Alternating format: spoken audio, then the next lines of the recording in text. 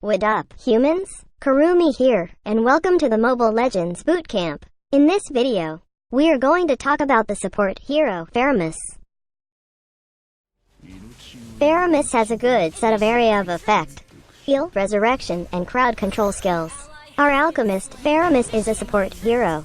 I consider Faramis as an offensive ultra hyper omega level support, since his second skill deals burst area of effect damage. Not only that, his ultimate skill could resurrect you non-stop upon dying, and make you a vengeful spirit for a few moments. Now, let me share some tips and tricks on how to use Faramis based on my experience. I will also teach you some combos and techniques on the latter part of this bootcamp. But before that, let me explain his skills one by one for further understanding.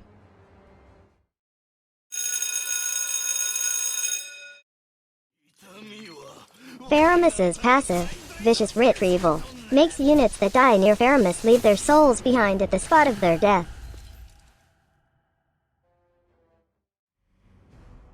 Faramis can retrieve the souls and recover some health points with it. Not only that, each souls retrieved by Faramis will shorten his resurrecting time. But do take note that the souls retrieved are lost after his death.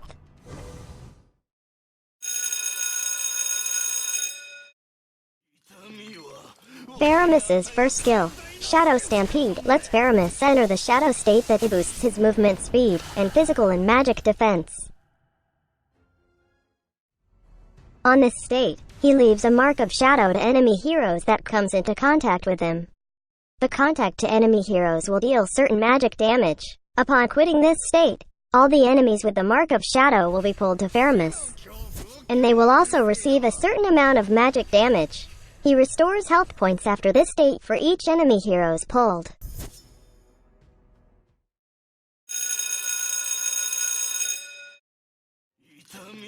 Faramis's second skill, Ghost Bursters, lets Faramis extract a burst of evil spirits in a fan-shaped area in front of him. The outburst deals a certain amount of magic damage. The burst then splits to deal extra magic damage. This splits up to 3 times on enemy heroes, and up to 1 on non-hero unit.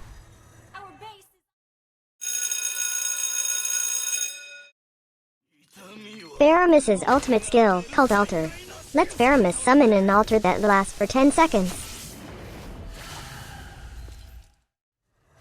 Allied heroes who dies within the altar will immediately resurrect.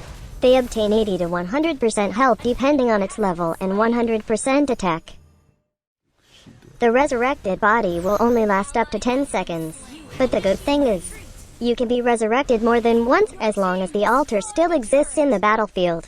An ally has slain the turtle. You have slain an enemy.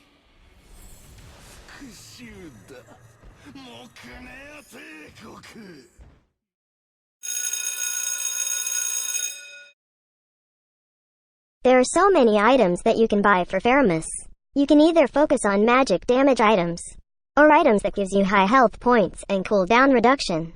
For me, I choose to buy items that gives magic damage, health points, defense to Faramis, and slowing effects to the enemies. As for starting item, you can consider buying Wizard Boots. Wizard Boots grants additional health points and movement speed. Its unique passive grants gold for every assist you make. Buying this will help you farm more gold with every assists. You can consider buying Clock of Destiny. This grants you magic damage, health points, and mana.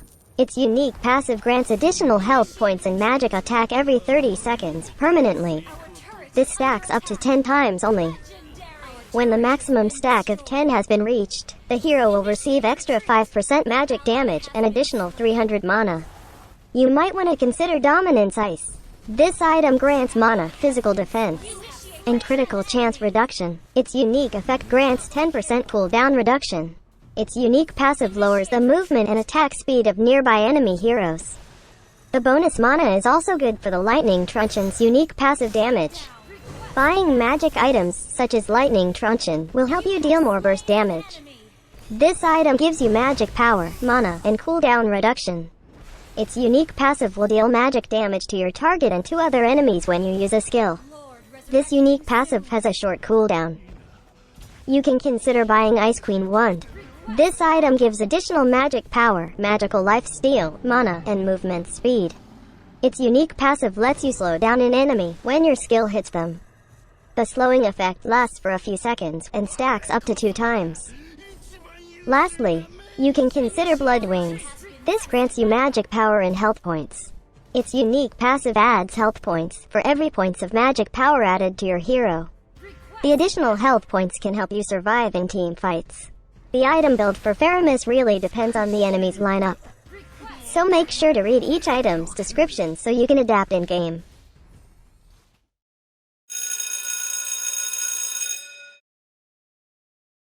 One of the best spell to be used on Faramis is Aegis.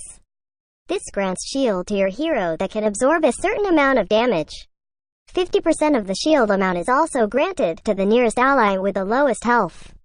This can help your teammates survive team fights, especially roles like Marksman and Mage.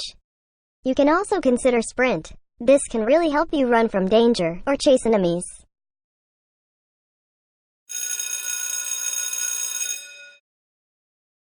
In my opinion, the best emblem set to be used is the Custom Support Emblem set. Custom Support Emblem could provide extra stats according to your needs as a support healer.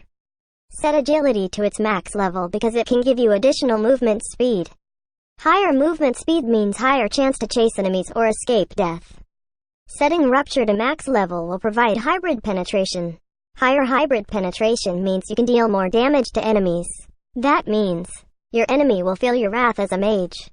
Get Avarice to gain extra gold after dealing damage to enemy heroes. This is to farm gold faster and get your items complete in no time. This has a gold limit of 1200. The cooldown for this skill is 4 seconds.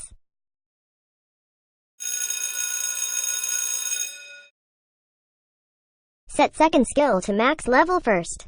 Prioritizing this makes the cooldown lower and the base damage higher. That means you can deal more damage to enemies with this. Prioritize first skill less and second skill is what you need for damage dealing. Always upgrade your ultimate skill when available for upgrading. Faramis's passive skill help him to get alive as soon as possible. Just make sure to always collect the souls left by the departed units. These souls regenerate some health points for you, which might help on your survival. Also, this reduces resurrection time. Being resurrected as soon as possible can help you either defend your base quickly, or catch up with the team fight again. Your first skill is what your team needs for crowd control, with the ability to pull enemies with your chains. You can easily set up enemies for your allies to burst skills on. Just make sure to position yourself where you want the chained enemies to be pulled to. Not only that, you can also use this to escape death easily. Your second skill is what deals burst damage to enemies, as written on the skill description. The skill will burst for 3 times for enemy heroes and once for non-hero units. The more enemy heroes you hit it with, the more area of effect damage is dealt to the enemies in the area. Your ultimate skill is the ultimate support skill, with the ability to resurrect the departed allied heroes for a short time. This can really turn the battle to your favor. An enemy has been slain.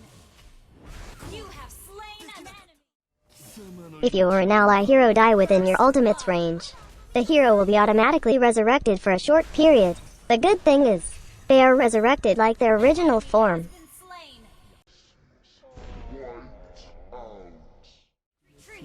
Even if they die again within this area, they can be still resurrected again. So it is like the enemy team are against the horde during team fights. Just always remember to use your ultimate in team fights when needed. If you are dying, don't forget to use your ultimate. Use it as soon as you can when your health is around 30 to 50%.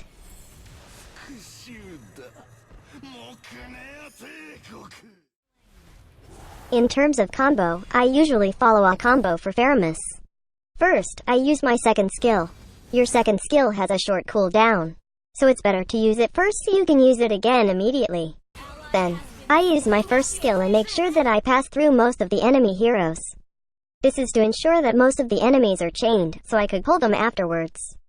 Then I position myself to where I want the enemies to be pulled to. Then, I use my second skill as soon as it is possible. Remember also to use your ultimate whenever your health is at almost 30 to 50%, anywhere in between this combo. This is to ensure that you don't die first before casting it. You don't want to die not casting your ultimate for your allies. This can turn the battle upside down if you won't be able to cast your ultimate. Additional tip, you can use your ultimate skill under the enemy's turret for a more effective early game. Your team can bully anyone under the turret. Just make sure to kill the enemy so your sacrifice will not be for naught. The tips I mentioned are just some of the ways you can use Faramis. This video just guides you on how to use Faramis the Kurumi way. So, once again, this is Kurumi and that's how you use Faramis. Thanks for watching. Do not forget to like and share this video. Also, subscribe to my channel for more contents by clicking on the subscribe button below.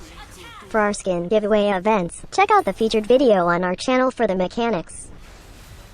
See you on the next Mobile Legends Bootcamp. Cheers.